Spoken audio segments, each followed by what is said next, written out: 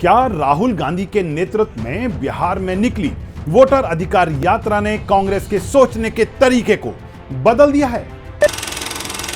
क्या अब बिहार में कांग्रेस तेजस्वी यादव की पिछलग्गू पार्टी के टैग से बाहर निकलने को बेताब दिख रही है?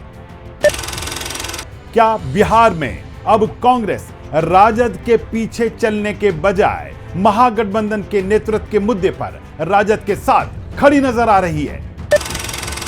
क्या तेजस्वी यादव की महागठबंधन के बिग बॉस वाली छवि से राहुल गांधी खुद को सहज नहीं पा रहे हैं? और क्या सीट शेयरिंग को लेकर अब कांग्रेस ने जो फॉर्मूला महागठबंधन के सामने रखा है उससे तेजस्वी समेत सभी दल सहमत होंगे? नमस्कार, आप देख रहे हैं यंग भारत न्यूज और मैं हूं दीपक गौड़। अगर अभी तक आपने हमारे चैनल को सब्सक्राइब नहीं किया है तो सब्सक्राइब कर लें और बेल आइकन का बटन दबाना ना भूलें। तो चलिए, आज मैं जिस मुद्दे को उठा रहा हूं, असल में उस मुद्दे को लेकर मंगलवार देर रात तक कांग्रेस अध्यक्ष मल्लिकार्जुन खड़गे व राहुल गांधी के साथ कांग्रेस के वरिष्ठ नेताओं की एक अहम बैठक हुई। इस बैठक में यूं तो पार्टी के केंद्र से जुड़े बड़े नेता शामिल थे, साथ ही बिहार चुनावों के मद्देनजर बिहार कांग्रेस के भी नेता इस बैठक में शामिल हुए। दिल्ली में आयोजित इस बैठक में एक चेहरा ऐसा नजर आया जो चौंकाने वाला था, और वो चेहरा कोई और नहीं बल्कि पप्पू यादव का था, जिन्हें बिहार में महागठबंधन की एसआईआर के विरोध में निकाली गई रैली में महागठबंधन के नेताओं वाले वाहन पे चढ़ने तक नहीं दिया गया था। लेकिन इससे इतर आज मैं आपको बताऊंगा कांग्रेस के अंदर जारी हुए एक ऐसे सिंगल लाइनर के बारे में जो आने वाले दिनों में महागठबंधन की सीट शेयरिंग का निर्णायक फॉर्मूला बनने जा रहा है। आज के इस वीडियो में मैं आपको बताऊंगा कि आखिर क्यों महागठबंधन में फिर से AIMIM के ओवैसी को जोड़ने की बात चली। मैं आपको बताऊंगा कि आखिर क्यों राजद कांग्रेस की इस पहल से सहमत नहीं थी। मैं आपको बताऊंगा कि आखिर क्यों राजद ओवैसी को महागठबंधन में जोड़ने पर सहमत नहीं है। मैं आपको बताऊंगा कि कांग्रेसी नेता आखिर तेजस्वी की किस बात को लेकर नाराज बैठे हैं, और मैं आपको बताऊंगा कि आखिर महागठबंधन के भीतर सीट शेयरिंग का फॉर्मूला फिट होने के बाद किसे कितनी सीट मिलने जा रही है। तो बने रहिए हमारे साथ, इस वीडियो को अंत तक देखिएगा ताकि बिहार में महागठबंधन की सियासत के समीकरण के इस नजरिए को आप भी अच्छे से समझ पाएं। चलिए, सबसे पहले बात करते हैं कल यानी मंगलवार को दिल्ली में कांग्रेस की एक अहम बैठक की। असल में इस बैठक में बिहार कांग्रेस को लेकर चर्चा है। सूत्रों के अनुसार बैठक में सबसे पहले एसआईआर को लेकर राहुल गांधी के नेतृत्व में निकाली गई वोटर अधिकार यात्रा पर चर्चा हुई। पार्टी का मानना है कि इस यात्रा ने बिहार कांग्रेस में जान फूंक दी है। पिछले कुछ समय से निष्क्रिय अवस्था में पहुंच चुकी कांग्रेस और कांग्रेसी नेताओं के साथ कार्यकर्ताओं में पार्टी को फिर से खड़ा करने की ललक जगती हुई नजर आई है। इतना ही नहीं, कांग्रेस का पुराना वोटर भी अपनी पार्टी से आस लगा बैठा है। ऐसे में बिहार चुनाव में दमदार प्रदर्शन करने की रणनीति के साथ ही सीटों के बंटवारे के मुद्दे पर इस बैठक में काफी चर्चाएं हुई। असल में अभी जो समीकरण कांग्रेस के लिए बन रहे हैं उसके अनुसार कांग्रेस इस बार बिहार में राजद की पिछलग्गू पार्टी बनने को तैयार नहीं। वह हर फैसले में राजद के साथ खड़ी होना चाहती है, लेकिन पार्टी यह भी जानती है कि पार्टी में जान आई है। अभी बिहार में अकेले ताकत के साथ खड़े होने वाली स्थिति कांग्रेस की नहीं है। इसी मुद्दे को लेकर कल की बैठक में चर्चाएं हुई। इससे इतर बिहार कांग्रेस से जुड़े पार्टी सूत्रों का कहना है कि उन्हें आलाकमान की ओर से संकेत मिले हैं।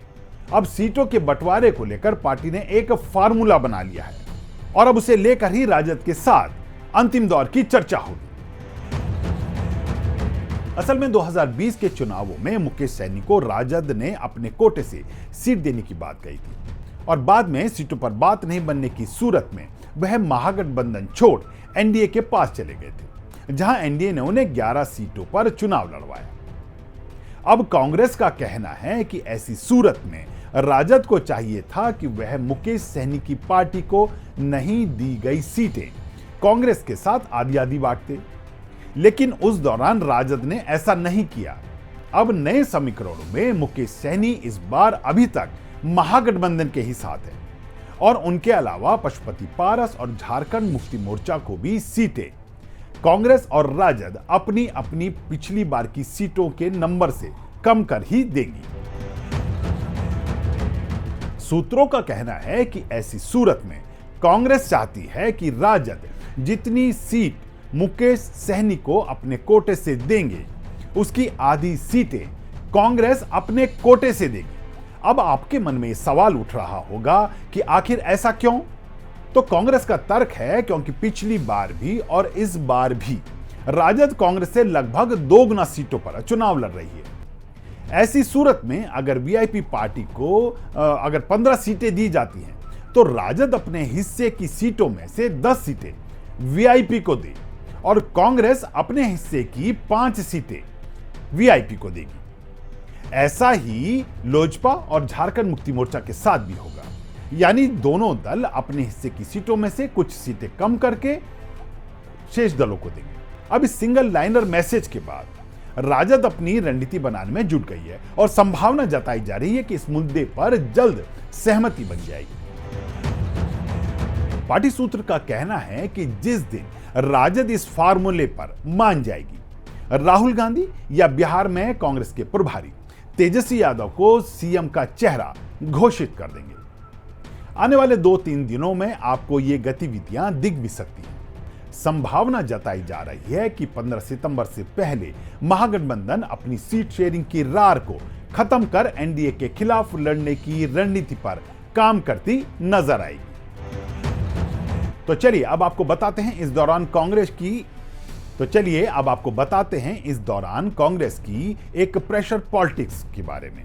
असल में कांग्रेस की मंगलवार रात हुई बैठक के बाद बिहार कांग्रेस के प्रभारी कृष्णा अलावरू ने एआईएमआईएम को महागठबंधन में जोड़े जाने के सवाल पर अपनी प्रतिक्रिया दी।